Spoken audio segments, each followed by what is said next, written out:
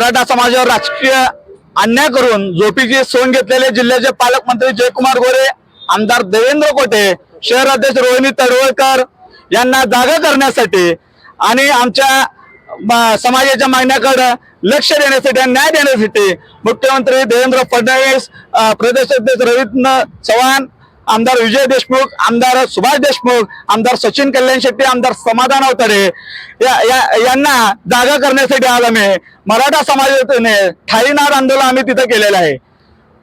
1993 नंतर गेल्या 32 वर्षात सर्वच राजकीय पक्षांनी सर्व समाजाला माफर करून तिथं संधी दिलेली होती।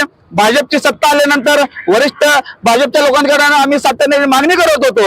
सर्व पक्षांनी सर्व समाजाला न्याय दिलाय। यंदा सर्व समाजासाठी जागा आहे, तिथं मराठा समाजाचा वापर करून आपण तिथं न्याय देण्याची भूमिका घ्यावी सातत्याने आम्ही मागणी करत होतो। या जिल्ह्यातले सर्व आमदार असतील, पालकमंत्री असतील, आमच्या मागण्याकडे दुर्लक्ष केलंय। गेल्या 1 महिन्यापासून आम्ही सातत्याने मराठा क्रांती मोर्चाच्या वतीने आम्ही तिथं आंदोलन करत आहे। मुख्यमंत्री देवेंद्र फडणवीस यांना आम्ही रक्तानी पत्र लिहिलंय, मुंडन आंदोलन केलं, मूक आंदोलन केलेलं आहे, अर्धनग्न आंदोलन केलं, काळ्या कलरने आम्ही रंगपंचमी तिथं साजरी केली, रूपावणीला महाआरती केली। आज आम्ही थालीनाद तिथं आम्ही आंदोलन केलेलं आहे। पक्षाच्या वरिष्ठ नेत्यांकडे आमची मागणी आहे, येत्या 18 तारखेला जिल्हा परिषद अध्यक्ष तिथं निवड आहे। पहिला 1.25 वर्ष तुम्ही कुणबी मराठा तुम्ही तिथं जिल्हा परिषद अध्यक्ष करावा किंवा महापौर विनायक कोंडाल यांचा राजीनामा घेऊन तिथं मराठा समाजाचा महापौर करावा।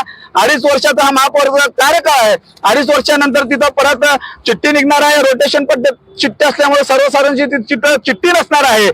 तिथं ओबीसी पुरुष किंवा एससी पुरुषची चिठ्ठी आणणार आहे। एक तर तुम्ही 1.25 वर्ष विनायक कोंडाल यांचा महापौर कार्यकाळ संपल्यानंतर मराठा समाजाला तुम्ही तिथं महापौर करावा।